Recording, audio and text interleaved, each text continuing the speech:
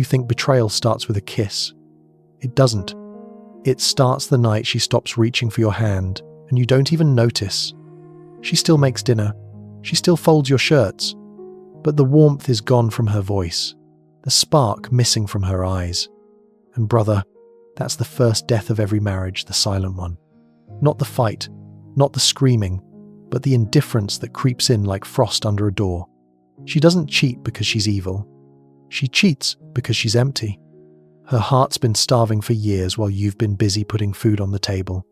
You thought duty would feed her. She needed presence. Love turns into starvation when emotional calories stop coming in. And most men don't see it because it's invisible. No slammed doors, no dramatic exits. Just small withdrawals, fewer laughs, shorter hugs, colder nights. Until one day she meets a man who listens and suddenly she feels full again. Every woman in emotional famine becomes a hunter. Not for sex, for resonance.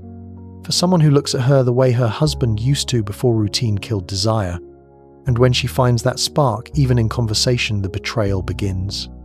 It starts in whispers. He just understands me. It's nothing. We're just friends. But you can hear the tremor in her tone. It's not friendship. It's oxygen. I've seen it, my friend. A man married 15 years. 2 kids, mortgage, stability. He thought he'd done everything right. Until one night, he caught her smiling at her phone like a teenager. Not lust-longing. That was the moment his world cracked, not because she touched someone else, but because someone else touched her mind. She'll swear she still loves you, and she does. But love doesn't stop the hunger. It just delays the feast. This is the betrayal nobody talks about. The one that hides beneath perfect family photos and anniversary dinners, where she looks happy, but she's starving for something she can't even name. And you, the man she once adored, have become the ghost haunting her comfort. Brother, understand this. She doesn't leave when she's angry. She leaves when she's numb. Because anger still means she feels. Numbness means she's already gone months before her suitcase ever closes. So when you see her laughing at her phone, when her smile fades as you enter the room, don't ask who took her from you. Ask when you stopped feeding what made her stay. Every affair, physical or not, is just the body acting out a hunger the soul was never fed. And the cruelest part, you'll realize it too late when she's already being understood by someone else. That's the real betrayal. Not that she found another man, but that you both stopped finding each other. And when that happens, biology steps in where love left off. You think emotions are moral choices. They're not. They're chemicals dressed as feelings. Every man thinks his wife's heart can be kept by promises.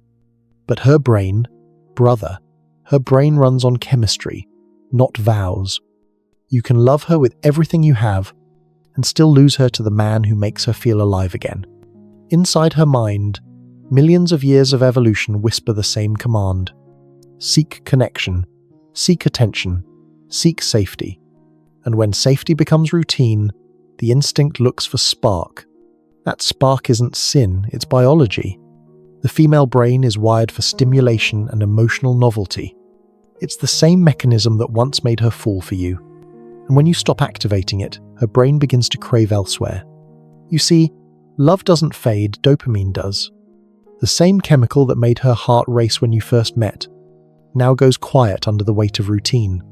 That silence feels like loss, so she unconsciously looks for new sound, new energy, new validation. Modern women call it emotional connection. Science calls it neurochemical scarcity. The longer she feels unseen, the hungrier those circuits become. And when a man with calm eyes and a patient tone walks in, those old pathways light up like fire after drought. She doesn't want him for his looks. She wants him because her nervous system recognizes something it's been missing. Presence, unpredictability, danger, wrapped in empathy. To her body, that's dopamine. To her conscience, it feels like destiny. That's why the man who listens too well becomes dangerous. Every time he nods, her brain releases a microdose of trust. Every time he remembers something her husband forgot, oxytocin floods her system, the bonding hormone. It rewires her attachment map. She starts associating comfort with his voice, safety with his replies. And without meaning to, he becomes her emotional affair. Men misunderstand this. They think women are drawn to power or wealth. Sometimes, yes, but those are signals of safety. What she really hungers for is emotional polarity, the feeling that she's being felt. You can't fake that, because it's ancient. Back when survival meant reading faces, a woman's mind evolved to sense attention as security. That instinct hasn't changed, it's only migrated. From the fire pit to the phone screen, from tribal protection to text message validation. So when she says, "He just listens," what she really means is, "He triggers my forgotten biology." That's why she risks everything for it.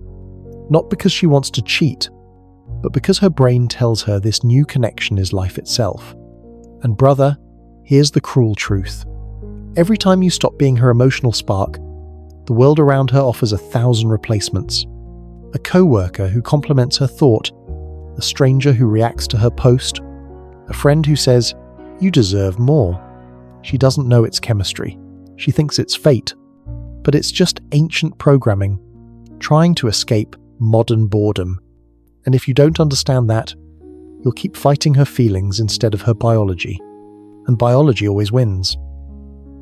It doesn't happen in a moment. It happens in micro moments. One text, one late-night conversation, one small confession that feels safe. And before either of them realize it, a circuit in the brain clicks on the oxytocin loop. Every time she opens up and he listens, her brain releases oxytocin. It's the same chemical that bonds a mother to her newborn, the same one that makes touch feel sacred.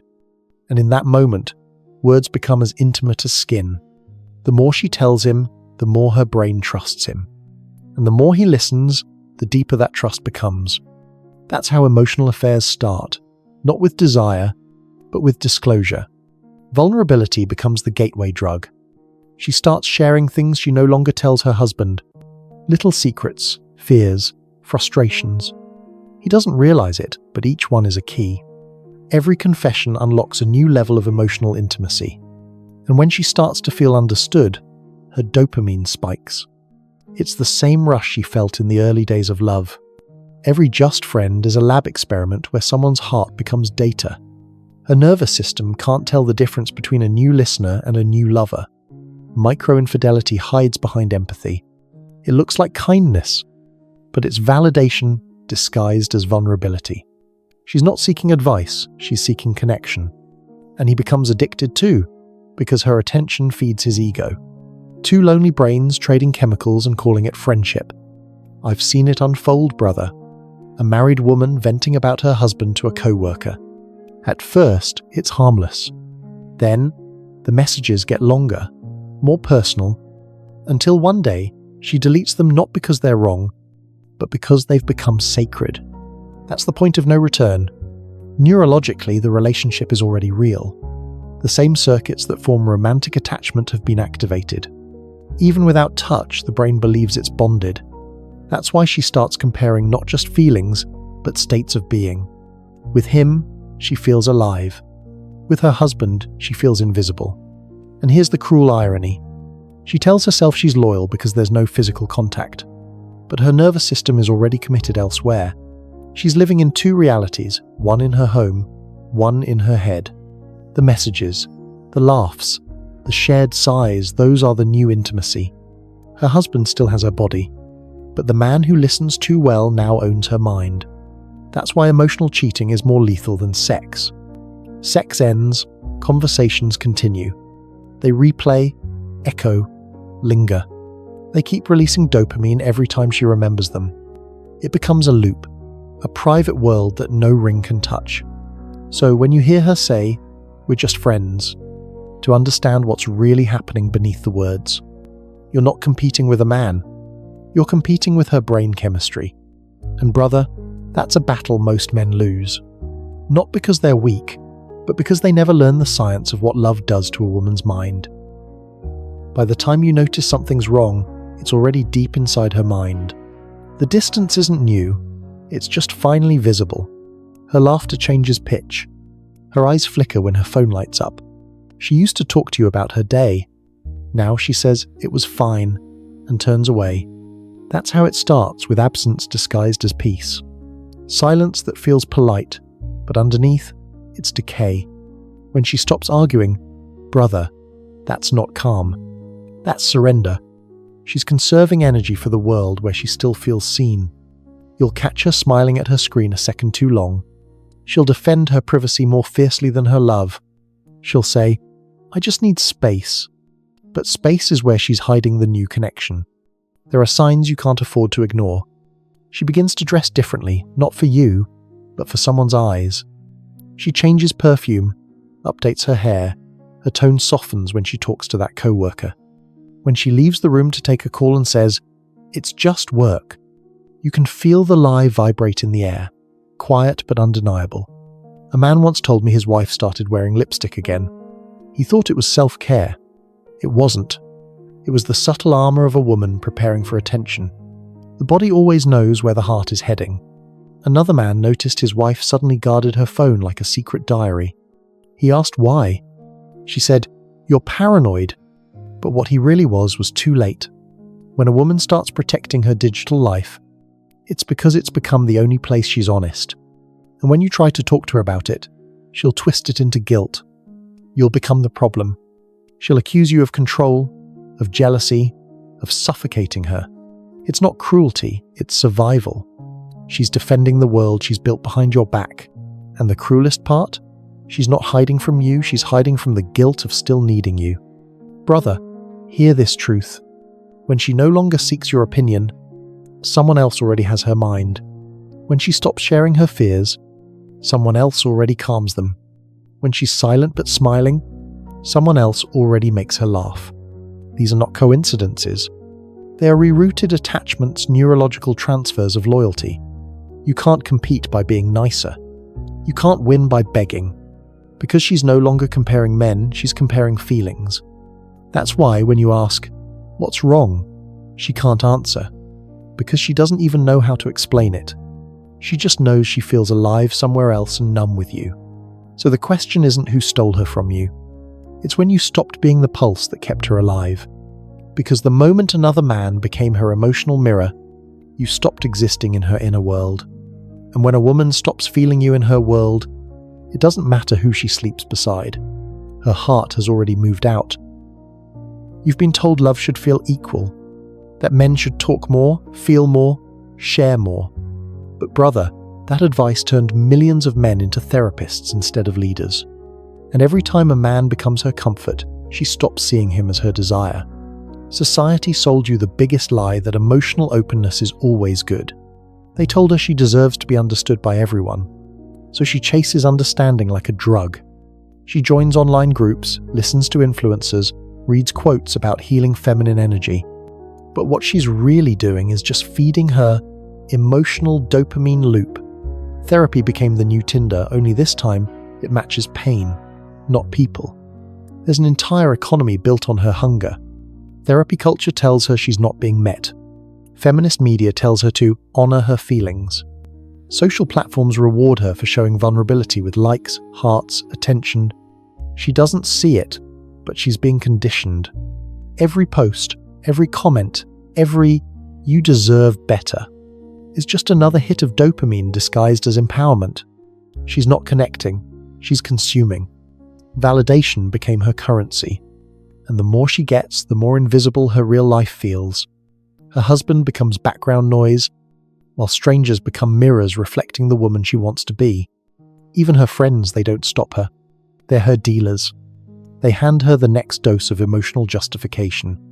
Girl, you're not crazy. You've outgrown him. You need someone who sees your worth.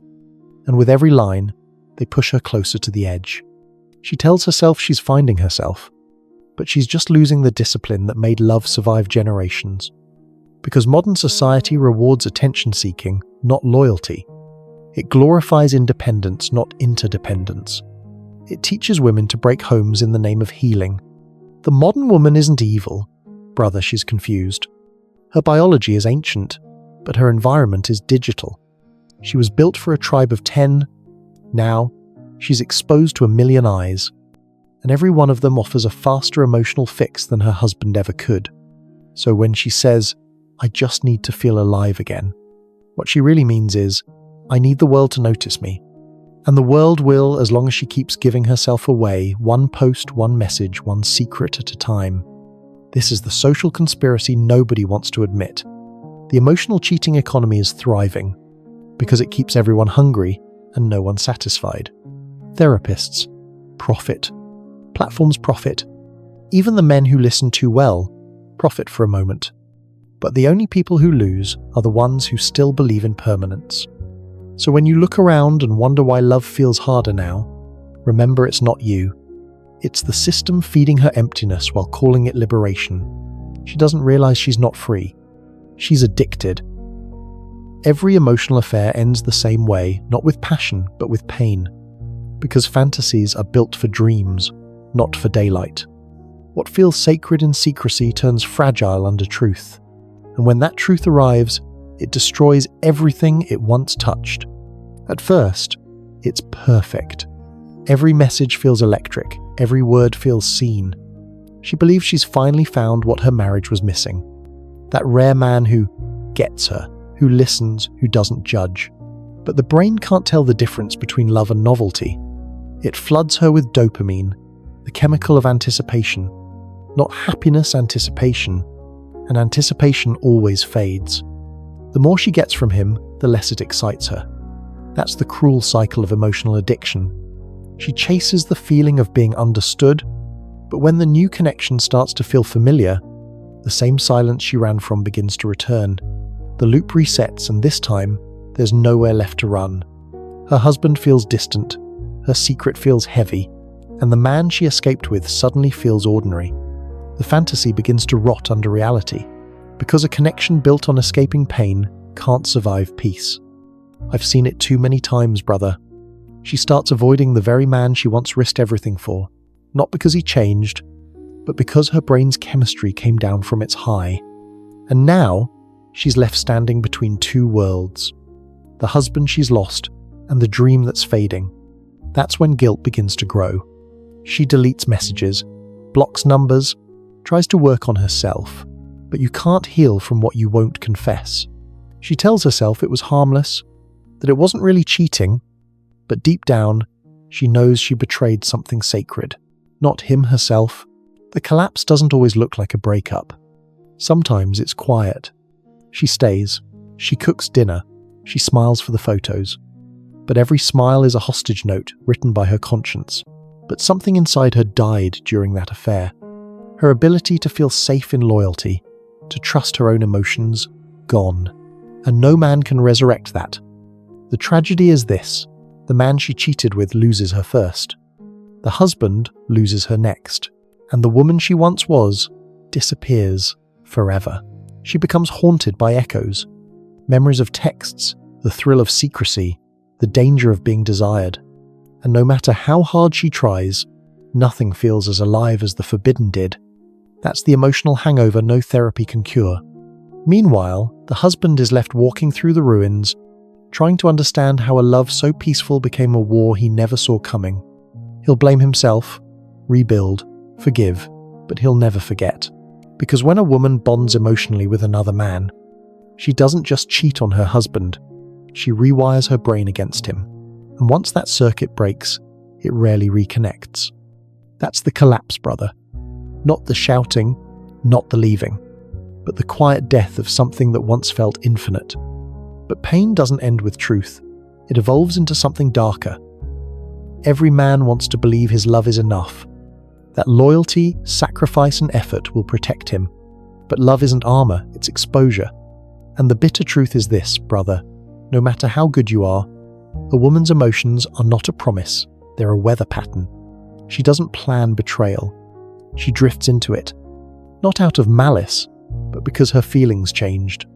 And nobody ever taught her that love is a discipline, not a sensation.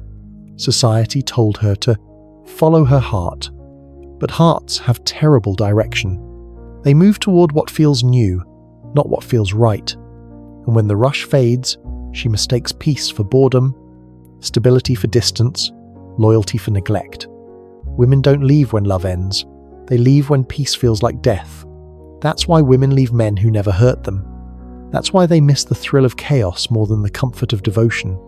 Because peace doesn't feed dopamine, and modern women have been trained to confuse chemistry with compatibility. Every woman will tell you she wants a good man, but good men make her feel safe. And safety doesn't create the high she's been conditioned to crave.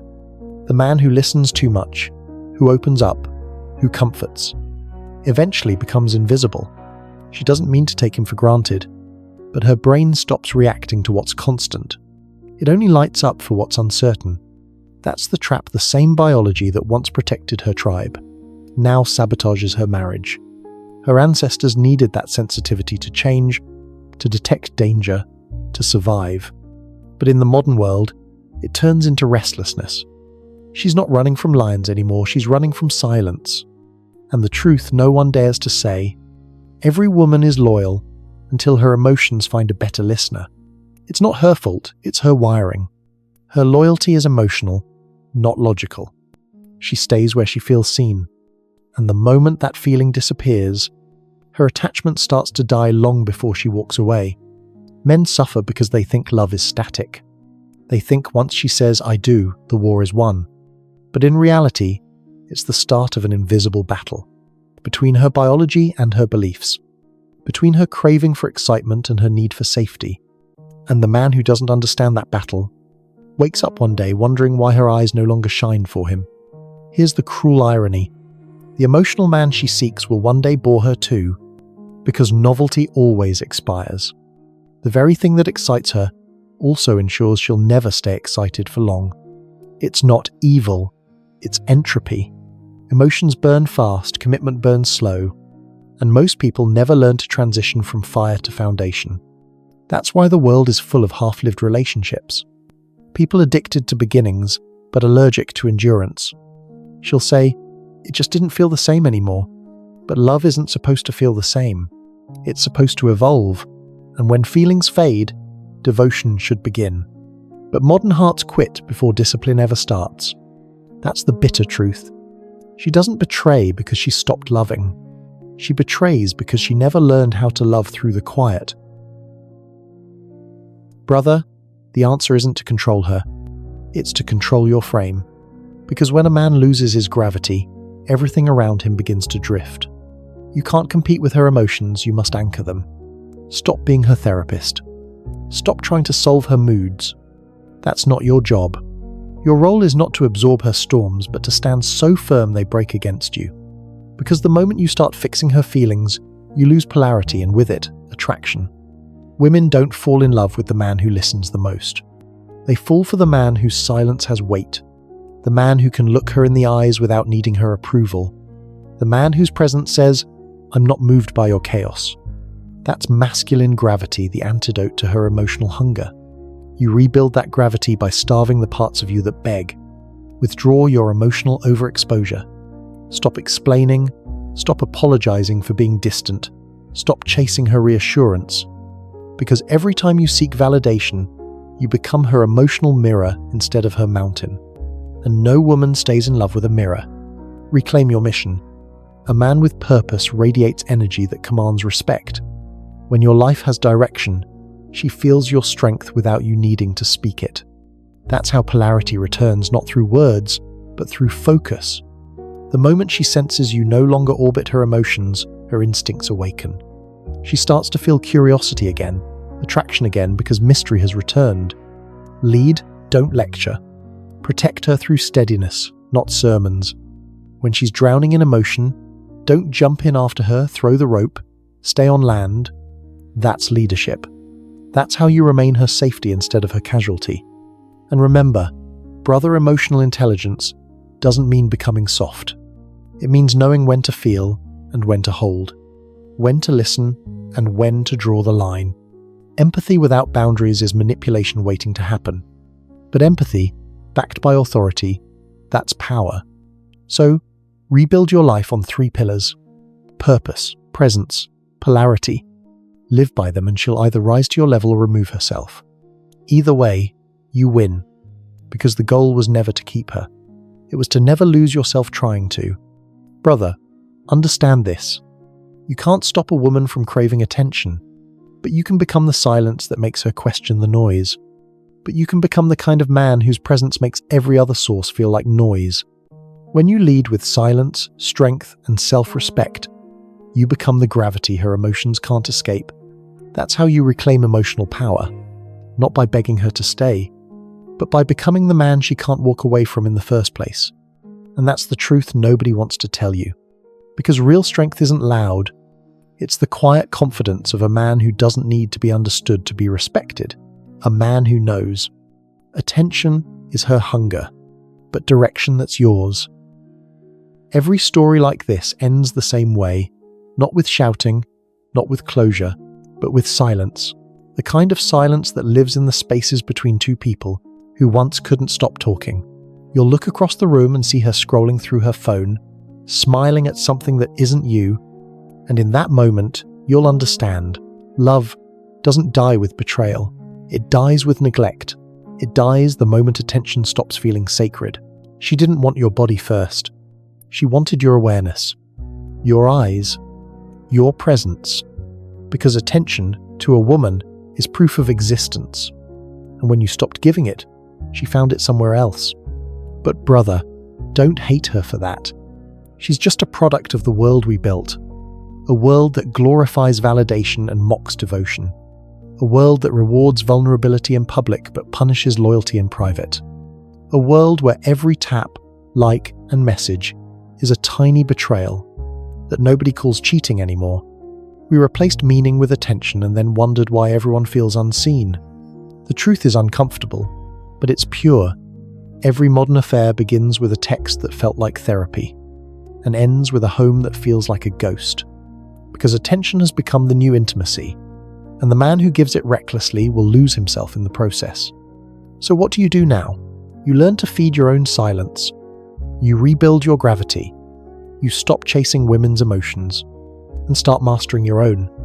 You become the man whose calm creates order, whose direction builds meaning, whose strength commands peace.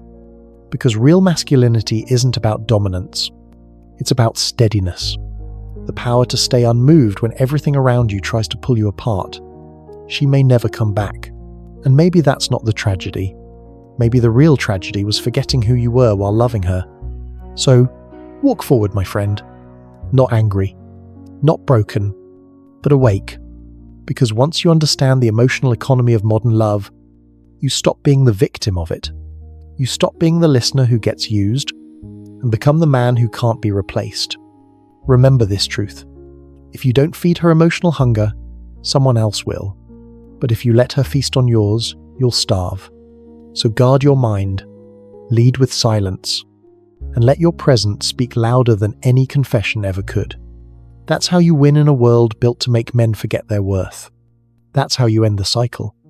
That's how you walk away not bitter, but bulletproof.